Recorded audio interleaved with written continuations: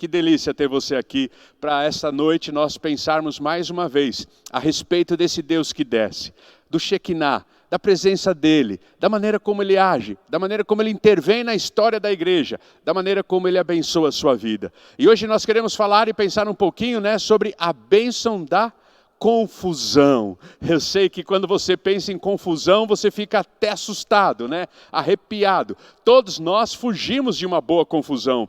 Todos nós fugimos, de enfrentar e confrontar problemas. Mas há momentos na vida em que é a confusão que vai nos estimular, é a confusão que vai nos impulsionar, é quando muitas vezes Deus vai desestabilizar o nosso momento, é que nós vamos buscar alternativas e de maneira criativa vencer os desafios da vida. É nisso que eu quero falar na noite de hoje. É sobre isso, é mostrar o texto bíblico para você e motivar você.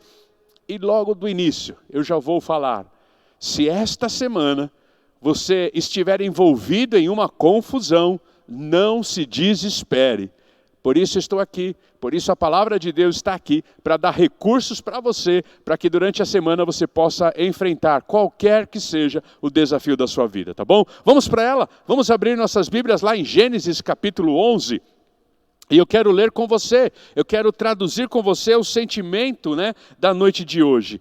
Lá no versículo 5 do capítulo 11, o texto bíblico diz assim: o Senhor desceu para ver a cidade e a torre que os homens estavam construindo.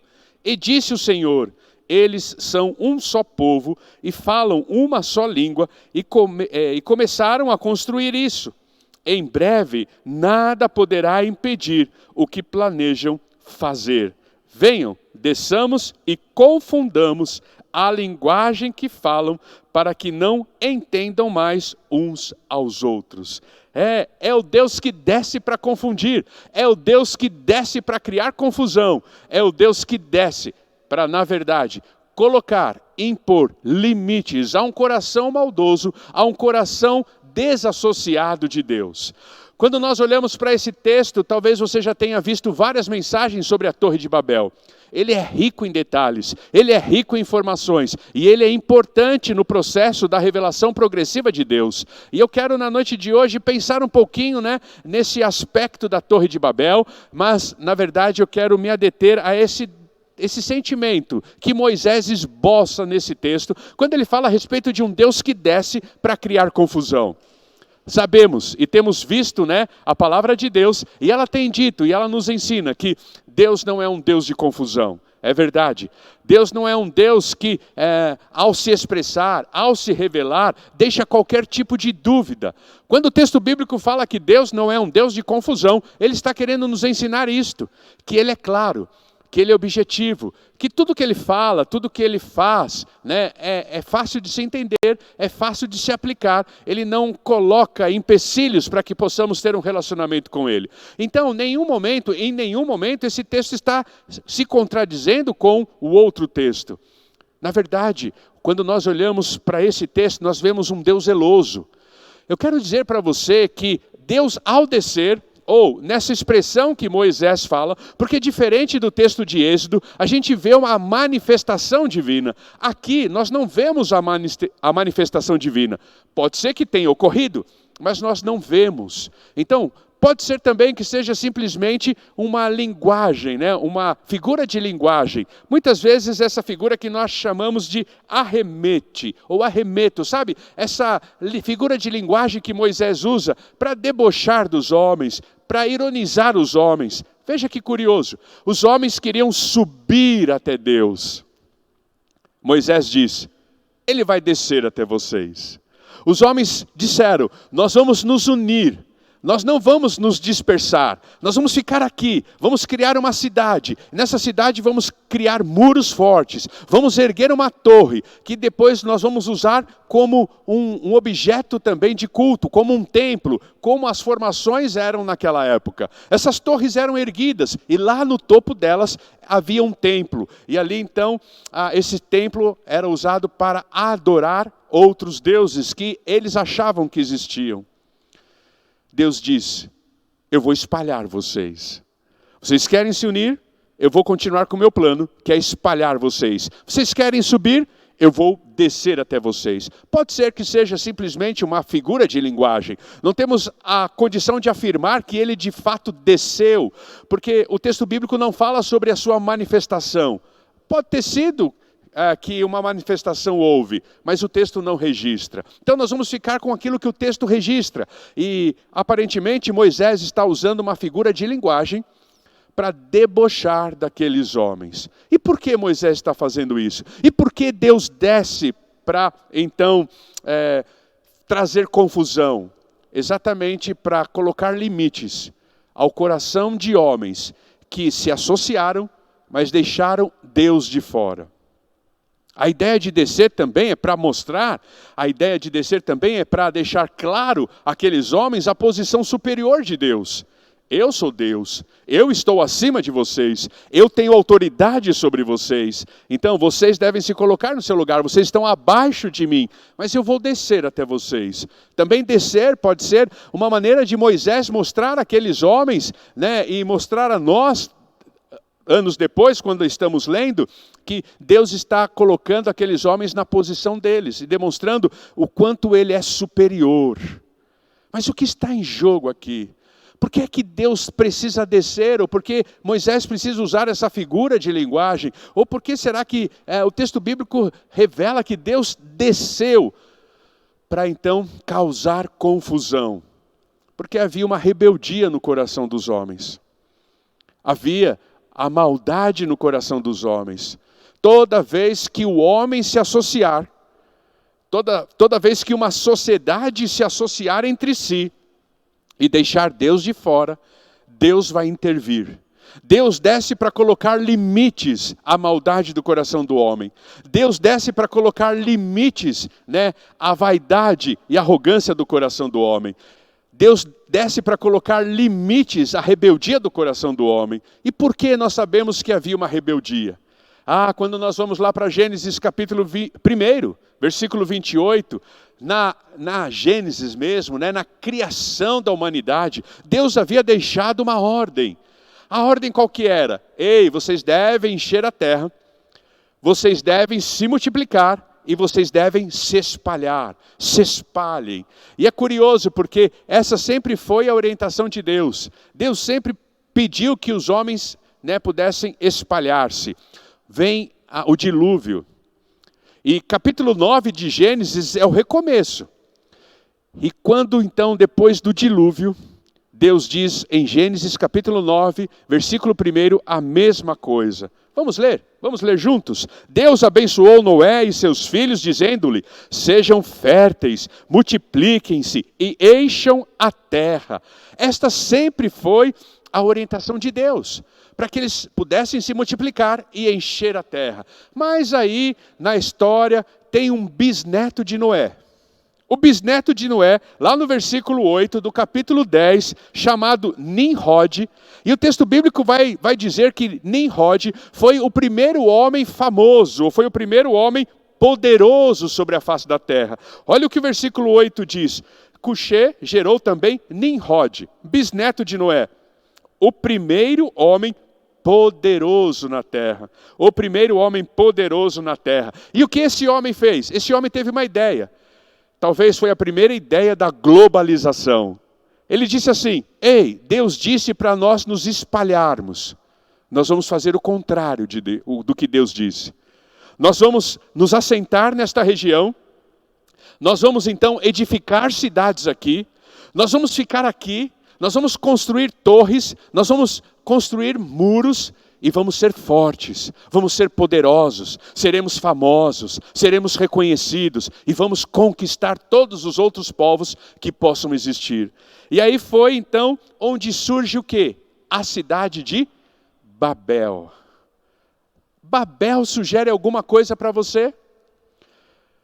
Olha, a partir de Gênesis 10, versículo 10, quando surge a cidade de Babel, ela nunca mais deixará de ser uma pedra de tropeço para o povo de Deus. Babel é onde vai se originar Babilônia. E a partir daí até Apocalipse, a gente vê tanto a cidade de Babel e Babilônia sendo um empecilho para o povo de Deus, como a cultura de Babel e Babilônia. Apocalipse, quando vai falar de Babilônia, lá no capítulo 19, não está falando da cidade babilônica, não é que uma cidade seria reconstruída de novo, mas de uma cultura que continua permeando os nossos meios, continua norteando as nossas decisões. Você pode parar para pensar nisso. Deus desce então, porque ele sabia que a maldade do coração do homem, a arrogância do coração do homem não haveria limites. E ele deixa isso bem claro. Ele fala assim, no versículo que nós acabamos de ler, 11:6. E disse o Senhor, eles são um só povo e falam uma só língua, e começaram a construir isso. Em breve, presta atenção, em breve, nada poderá impedir o que planejam fazer. Como se Deus estivesse dizendo, ei, a torre que eles estão construindo é só o início de muita maldade que virá pela frente. Se eu não intervir agora, isso ficará muito mais perigoso. Sabe, irmãos, quando um grupo de pessoas, quando uma ideologia, ela se une em torno de si, desassociada de Deus, a gente sabe onde isso pode chegar. A gente sabe aonde isso pode dar. O texto bíblico não fala, Deus não fala, até onde eles iriam. Mas sabe por que Deus não fala até onde eles iriam? Porque nós sabemos aonde este povo pode chegar. Aonde esse povo pode chegar. Toda vez que homens se associarem e deixarem Deus de fora, ele intervém, ele espalha estes homens. Na história recente nossa, não é triste saber que país vizinho nosso já aprovou lei de aborto? Não é triste nós pensarmos que países que estão do outro lado, do continente, estão do outro lado dos rios e dos mares, aprovam aborto com até 8 meses, irmãos. Eu acho que eu preciso começar a falar sobre aborto com a nossa juventude, com os nossos adolescentes, com as nossas crianças e até mesmo com os nossos adultos. E pensar um pouquinho o que significa o aborto e a palavra de Deus. Sabe o que eu sinto? Que nós estamos vivendo uma época que seria bom que Deus descesse e colocasse limite na maldade. Então, o povo de Babel e o povo de Israel que estava vivendo esta época da Babilônia são mais felizes do que nós, porque Deus teve uma intervenção poderosa, uma intervenção sobrenatural e disse assim, chega de maldade. Chega de orgulho, chega de vaidade, chega de uma vida associada sem a minha presença. Eu vou descer e vou dar um basta nisso. Muitas vezes as pessoas e os estudiosos vão dizer que é impossível achar uma torre de Babel, porque foi tão dramática a descida de Deus, que nem as ruínas sobraram. Ele destruiu tudo e não deixou nada para que se contasse a história. Nós estamos precisando nesse tempo de uma intervenção divina como esta. Uma intervenção que vem e coloque limites na maldade do homem. Coloque limites na soberba do homem. Coloque limite nas associações que os homens têm feito entre si e deixado Deus de fora. Então, eu tenho a plena convicção de que o povo de Israel, que viveu na época de Babel, são mais felizes ou foram mais felizes do que nós. Porque Deus desceu e colocou limites. E ele veio então para disciplinar, naquele momento, aqueles homens que estavam arrogantemente pensando que poderiam criar as suas fortalezas, poderiam criar as suas religiões, poderiam criar os seus templos totalmente desassociados de Deus, afrontá-lo sem que nada acontecesse.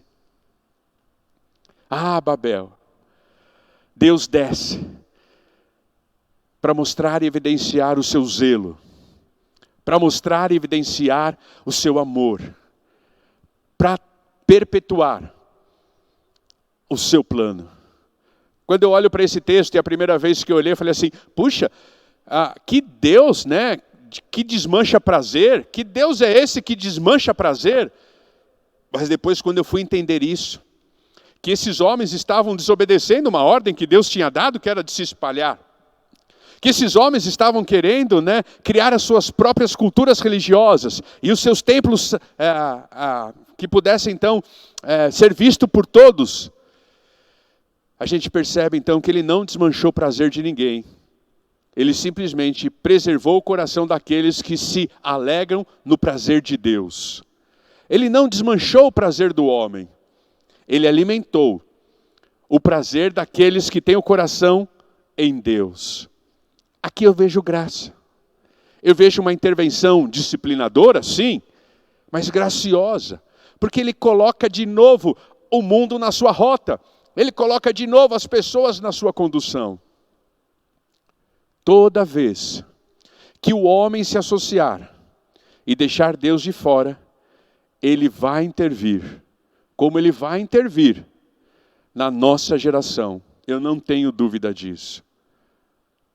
Não é curioso? O Deus de Gênesis 11 desce para confundir as linguagens. O Deus de Atos 2 desce na figura de uma pomba, sendo o Espírito Santo, para unir as linguagens. Não é interessante isso? Porque aqui ele espalha as linguagens. Porque em Atos 2 ele une as linguagens. Porque aqui os homens estão desassociados de Deus. Em Atos 2, os homens estavam associados a Deus. Havia pregação, havia o anúncio do Evangelho, e todos precisavam ouvir na sua própria língua, no seu próprio idioma. E ali Deus, no milagre dos ouvidos, no milagre que Ele faz, não apenas na língua, mas nos ouvidos, Ele faz com que as pessoas de diversas línguas, tribos, raças e nações que estavam ali reunidas, pudessem ouvir nos seus próprios idiomas a mensagem de Pedro. Ah, como é bom estarmos associados a Deus. Quando estamos associados a Deus, Ele converge para a unidade. Veja que quando nós nos associamos sem Deus, não é bonito estarmos juntos, estarmos cooperando, e estarmos fazendo tudo em comum. Havia unidade em Gênesis 11. Olha o que o texto bíblico diz. No mundo todo havia apenas uma língua, um só modo de falar. Saindo os homens do Oriente, encontraram uma planície em Sinear e ali se fixaram. Disseram uns aos outros, vamos fazer tijolos e queimá-los bem. Usavam tijolos em lugar de pedras, porque a região não tinha pedras, e piches em vez de argamassa. Inventaram um novo método, né? E eles estavam confiados nisso, confiados nos seus métodos, confiados nas suas possibilidades. Depois disseram, vamos construir uma cidade com uma torre que alcance os céus, assim nosso nome será famoso e não seremos espalhados pela face da terra. Não é bonito aparentemente? Eles trabalhavam juntos, eles cooperavam uns com os outros, eles estavam debaixo de uma mesma visão, eles estavam alinhados com o mesmo propósito, eles tinham o mesmo sentimento, mas eles não tinham Deus. Então não significa que todo alinhamento é bem sucedido. Todo alinhamento só será bem sucedido quando for junto com Deus, quando Deus estiver nesse alinhamento. Aqui Deus estava fora, Deus não era contado, muito pelo contrário, aqui Deus estava sendo afrontado. Divide as línguas. Em Atos 2 havia o mesmo sentimento, o sentimento da pregação do Evangelho. E ali então as línguas são unidas, os idiomas são cruzados, para que o Evangelho pudesse ser ouvido. Mas sabe o que eu mais gosto? É que quando nós estamos alinhados com Deus, nós vamos viver a experiência de Apocalipse capítulo 7, versículo 9. Quando o texto bíblico diz que toda língua, toda raça, toda tribo, toda nação adorará o Rei dos Reis em uma só voz. Uma só voz. O texto bíblico: depois disso olhei, e diante de mim estava uma grande multidão, que ninguém podia contar, de todas as nações, tribos, povos e línguas, e de pé diante do trono e do Cordeiro, com vestes brancas e segurando palmas. O versículo 10 vai complementar. E ele vai dizer então: e clamavam em alta voz: a salvação pertence ao nosso Deus, que se assenta no trono e ao Cordeiro. A uma só voz, a uma só voz, eles glorificavam a Jesus. Quando nós estamos alinhados com Deus, Ele une as nossas vozes. Quando nós estamos desassociados de Deus, Ele divide as nossas vozes, nos enfraquecendo e nos dispersando. Eu não gosto muito desta teologia, mas ela é uma realidade. Toda vez que Deus, para preservar o seu plano, queria que o evangelho pudesse ser disseminado, havia perseguição. Quando a gente olha Atos dos Apóstolos, havia perseguição. Foi necessário uma perseguição para que o evangelho continuasse sendo expandido. Isso sugere o quê? Que Deus desce também para nos livrar das nossas acomodações. Deus desceu lá em Babel para colocar limite à maldade do coração do homem, mas também Deus desce para nos incentivar, para nos livrar da nossa acomodação. E quando eu estava pensando nesta mensagem e pensando a bênção da confusão, logo me veio à mente um texto que está lá em Provérbios, capítulo 14, versículo 4. E o texto de Provérbios 14, 4 diz assim: onde não há bois, o celeiro fica vazio, mas da força do boi vem a grande colheita. Você consegue entender esse princípio? Você quer um celeiro limpo, organizado, tudo bonitinho, tudo no seu lugar? Não põe boi lá não. Porque a hora que você colocar boi lá, vai ter confusão. Mas se você quer ter um celeiro cheio, se você quer ter alimento para dar e vender, se você quer ter alimento para si e para outros, coloque boi lá, porque a colheita vai ser grande. Você quer uma casa organizada, tudo no lugar, tudo limpinho, tudo brilhando? Não tenha filho. Mas que graça teria as nossas vidas sem os nossos filhos? Você quer uma casa bonitinha, uma casa de boneca? Não convide os seus sobrinhos e seus netos para ir lá não. Ele vai riscar a parede, ele vai derrubar o vaso, ele vai sujar a mesa. Não traga eles. Mas o que seriam das nossas casas sem uma parede pintada, sem um vaso quebrado, sem uma mesa riscada? Não teria graça alguma. Que bênção é a confusão! Que bênção é a confusão dos nossos celeiros sujos, empilhados, mas cheios de alimento por causa dos bois. Você quer um departamento organizado?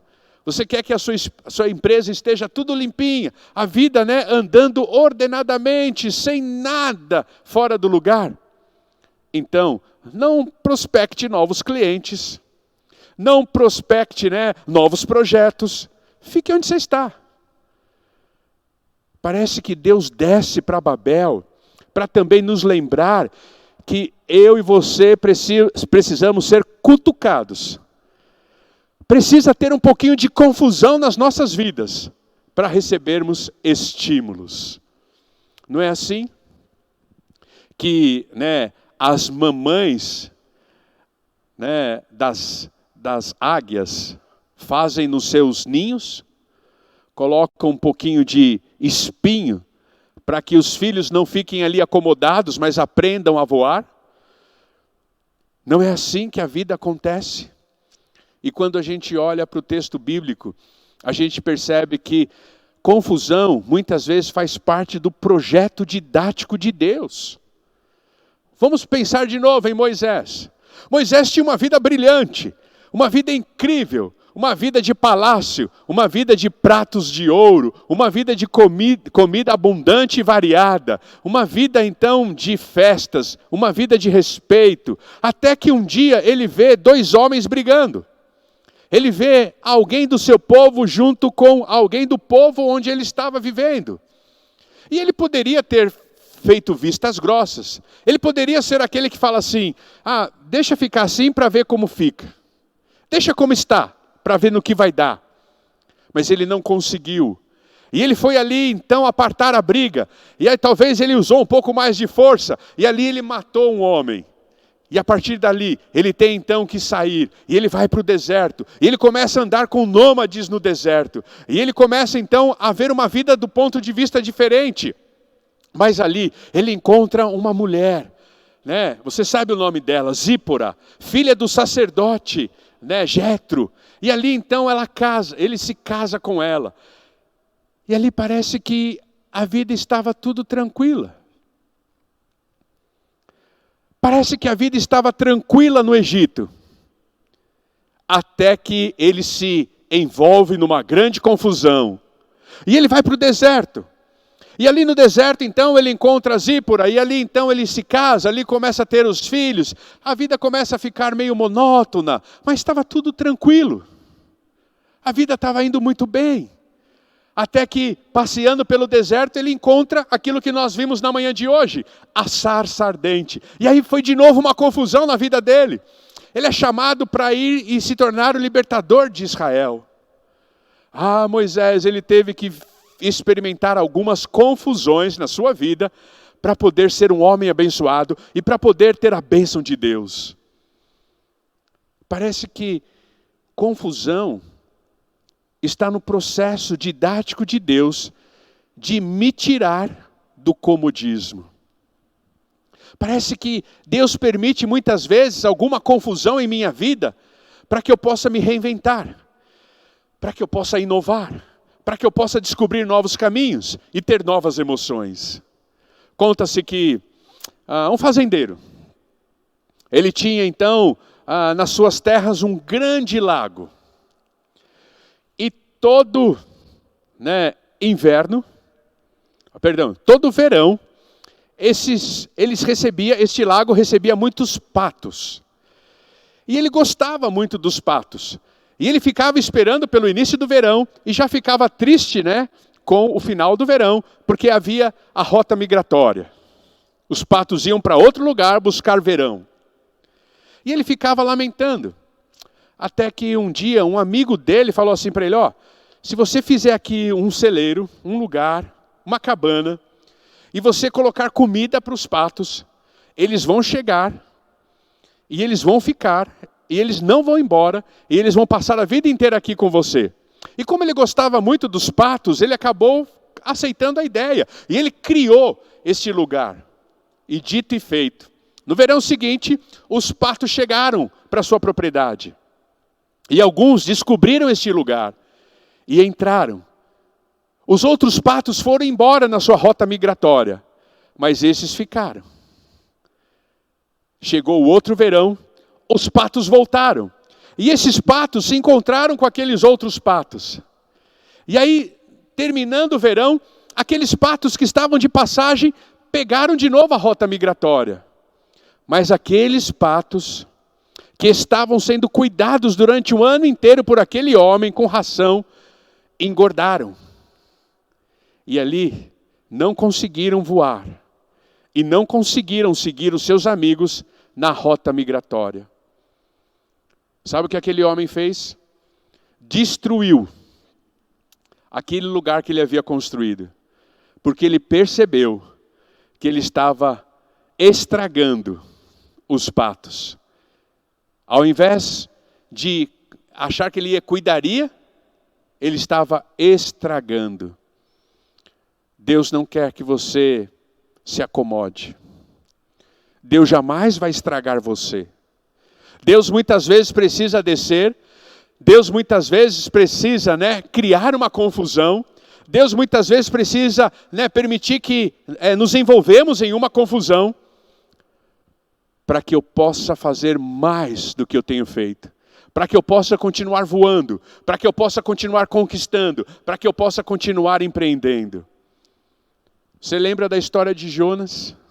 Ah, que confusão que Jonas se meteu. Que confusão que Jonas criou para si mesmo. Né? Não quis ir para Nínive, pegou o barco em direção contrária, né? O barco naufragou, foi engolido por um grande peixe. Então passou, 3 dias no ventre desse grande peixe. Mas ao final das contas, aonde ele foi lançado de novo à terra por esse grande peixe? Não em Nínive, mas na cidade onde ele deveria, não em Tarsis, mas na cidade onde deveria estar, em Nínive. Parece que Jonas teve que passar por uma grande confusão para poder continuar vivendo os planos e os sonhos de Deus. Quer ver uma outra confusão? Maria. Você pode imaginar a confusão em que Deus criou com Maria? Maria estava lá, uma jovem idônea, uma jovem íntegra, sonhando já com o seu casamento, sonhando com a sua noite de núpcias, vivendo, a sua realidade junto com o seu noivo, o futuro esposo. Mas aí Gabriel desce. Deus novamente desce. E quando Gabriel desce, Gabriel tem uma conversa com Maria e fala assim: Maria, eu tenho que te contar uma coisa. Você vai ficar grávida, mas não se assuste. Você ficará grávida e o fruto do seu ventre será gerado pelo Espírito Santo. E você vai dar ao nome dele de Jesus, para que ele possa salvar a humanidade. Imagine Maria saindo dessa experiência e tendo que conversar com seus pais. Imagine se a Julinha chega para mim amanhã e fala assim: papai, eu tive uma experiência sobrenatural e eu estou grávida. Eu vou desmaiar na hora. A Lília vai arrancar os cabelos dela. Não, fiquem tranquilos, eu estou grávida do Espírito Santo. Imagine Maria contando isso para a mamãe, contando isso para o papai. Imagine, vocês sabem o que aconteceu quando José ficou sabendo. Olha a confusão que Gabriel criou na vida de Maria. Mas essa foi uma confusão que precisava ser criada para que a bênção de Deus pudesse então chegar até nós e nos abençoar.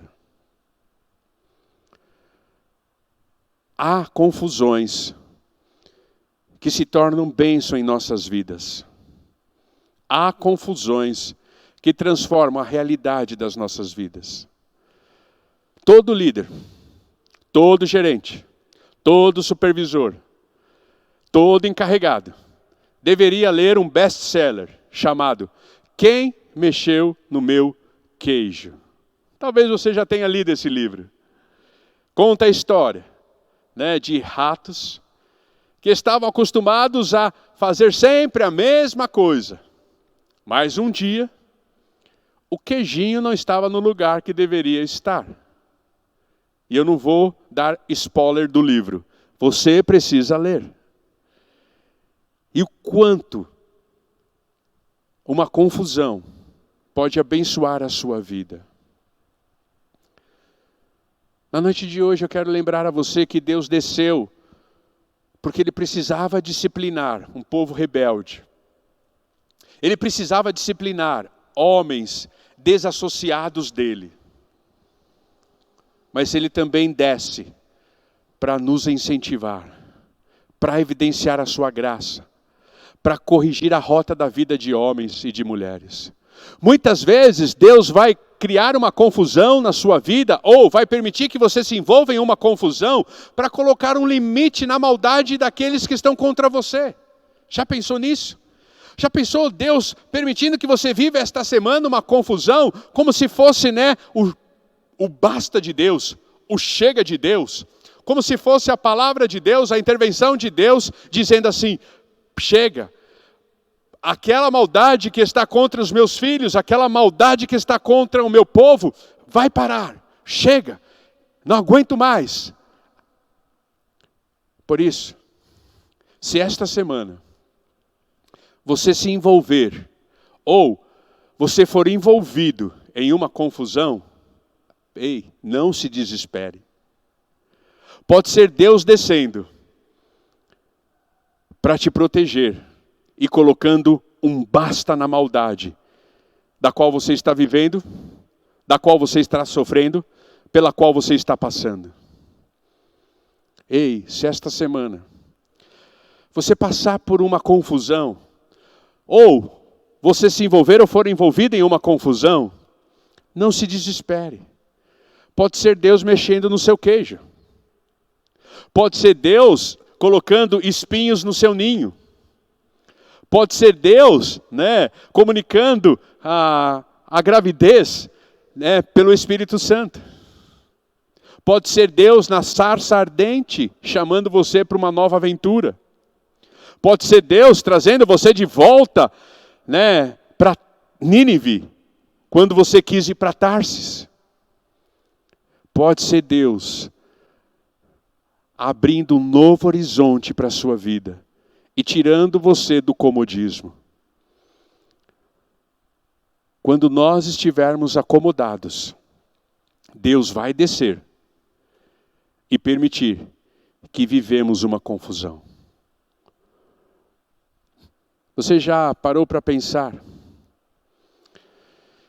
que a maioria das vezes, e os maiores aprendizados que temos, é exatamente em momentos em que fomos desestabilizados? Olha, eu sou louco para viver rotinas seguras. Meu temperamento não é de aventura, eu não sou um aventureiro. Sabe aquela coisa? Eu acho que eu nunca seria mochileiro. Acho que eu nunca colocaria uma mochila nas minhas costas e viajaria pelo mundo. O meu temperamento é de coisas estáveis, estabilidade. Eu sou louco para viver uma rotina sem altos e baixos, sem mudanças.